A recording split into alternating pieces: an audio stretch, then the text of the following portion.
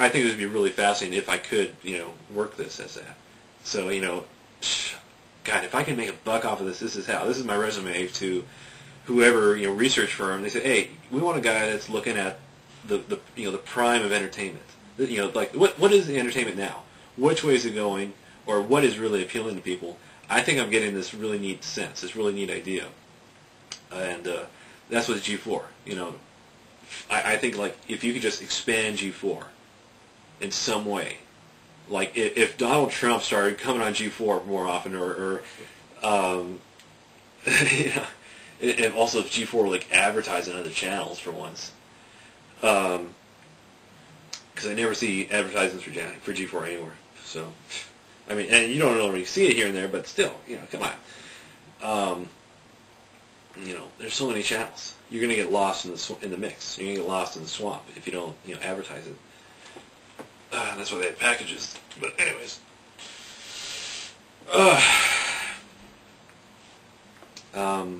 what other warm thoughts on these cold winter days? I also like War Channel, the history, the military channel. That's right. With what's his name, Dennis Haysbert. President. President, man. That guy was president. Yeah, and you know what? He's a good president too.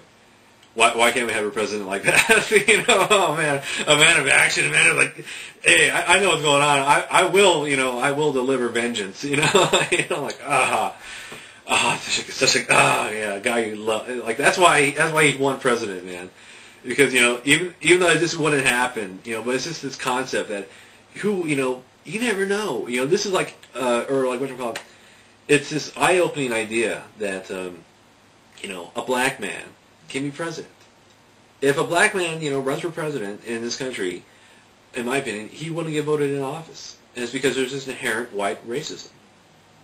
And I think it's also because of where the money goes. Whoever's got the money, they get it. And it's like the only reason why I think Jesse Jackson gets as much attention as he does is because he's a pleasant black face and voice. And that's what's accepted by, white people or not even white people. It's just like, it's this weird thing that you don't even have to have racism. There was this girl who, over in New York, she took, she repeated this experiment that was practiced in, I want to say Alabama, concerning segregation. They brought it, they said they wanted to desegregate it to schools. And they showed these little black girls, what is a more beautiful doll, the white or the black doll? Always pick the white doll. So they did the same experiment in New York City. Asked these little girls, what's more cuter doll? White. Pick up the white doll. What doll is the poor doll? The poor doll, black doll. And that's something else. Is that if anything, I'm recognizing that there's a problem in this country. So I'm going to also use this as my soapbox and way to express myself to whatever audience. And really, if I can just influence 10 people, cool. Because 10 people will influence 10 people, and those people will influence 10 people. And in fact, one of those 10 people who I influence, they could go on to do great things. So whenever you get a great idea for something, don't hold it in. Never hold in a great idea. Whoever of you listens to this, and if you got a plan in the background, just realize this. Don't ever hold in a good idea. Even if it's the half-brained, half-cocked idea. Don't hold it in. Share it with the world. Just be careful what you say.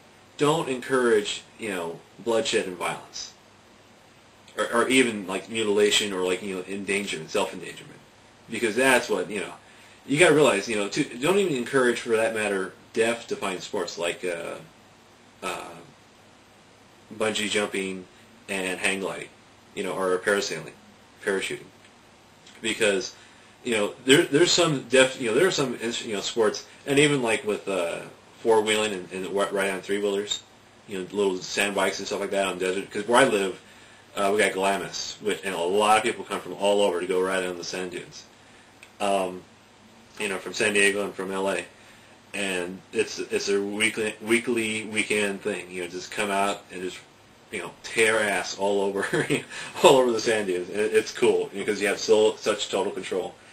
But it's also, it can get a little rough out there and a little deadly. So people are almost always being flown to the hospital.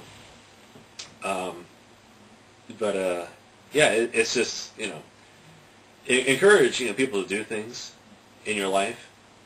Even if you have a friend and they're like, and he's saying like, well, I don't know what I should do. Should I go on a vacation or should I just stay here or should I go to my folks' house? Say like, hey, go on vacation. Leave your normal realm. Do something else. Save up the money and go for it. And I highly recommend it because it kind of adds spice to your life and it adds just interest to your life, interesting things to your life. That's why you should travel. And that's why you should have a by the way, everybody should have an income to travel. It's like if you got a dirt ass poor job, you should at least be making enough to save up to go travel. Why aren't more Americans traveling? It's because we're poor. Europeans are traveling more than us, or they're traveling as equal amount. And you gotta wonder, like, well, wait a minute, they're a smaller, population body, right? But they're traveling more. And also, where are they traveling to? They're going to India, which is actually because it's kind of closer to them. But yeah, because they're going to India, they're going to Greece. They go to just the Mediterranean. They're all big about the Mediterranean. It's because they can just travel there and enjoy the weather. Especially like all year round, especially. That's why the Japanese. That's why the Japanese love Hawaii, and Americans love Hawaii. So that's the weird thing about going to Hawaii too, is that you're going to realize there are a lot of Japanese tourists here. The Japanese are not some whatever population of people. They're people like us. And that's also something else about like why I bring up Band of Brothers every once in a while, because they show society. And my dad pointed out to me the other day too. He said that. When the guys got further or closer and closer to Germany, the more and more like us everybody became. So like when they were up in the farm country of France, but it's basically some kind of bumpkins in a way, but also because the society had dried up out there, it wasn't doing too well. Also they kind of knew the invasion was coming, so they got the hell out of Dodge. When bullets were flying.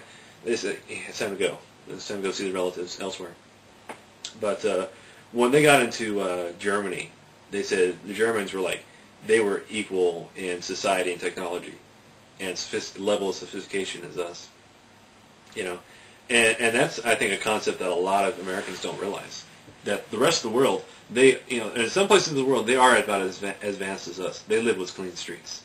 They take care of their stuff. When you go to Mexico, it's kind of not the best example, but also a good example too, because of it's just not. It doesn't seem as clean. It doesn't feel as proper as it should be, and so that's a good encouragement to that. You should have good government where you live.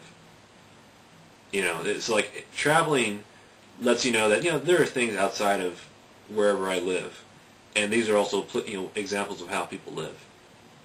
So in my opinion, you should encourage good examples of how to live.